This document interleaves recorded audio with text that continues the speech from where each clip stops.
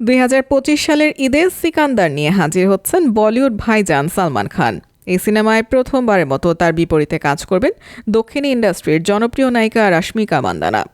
ভারতীয় গণমাধ্যমের এক প্রতিবেদনে এবার জানা যায় এই সিনেমায় নির্মাতারা আরও একজন নায়িকাকে চূড়ান্ত করেছেন। রাশমিকার পাশাপাশি ভাইজানের সঙ্গী হচ্ছেন কাজল আগরওয়াল।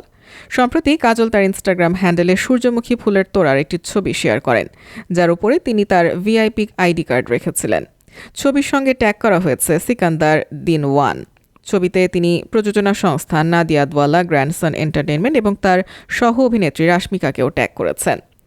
কাজলের শেয়ার করা এই একটি ছবি সিকান্দারে কাজলের অভিনয়ের বিষয়টি ভক্ত অনুরাগীদের কাছে স্পষ্ট করেছে, যা দ্রুত ভাইরাল হয়ে উঠেছে।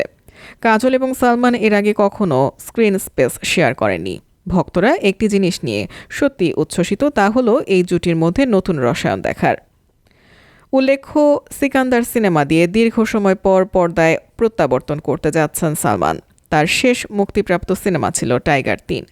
কাজলের জন্য সিকান্দার আগামী বছর যে 3টি বড় সিনেমা রিলিজ পেতে চলেছেন তার মধ্যে একটি।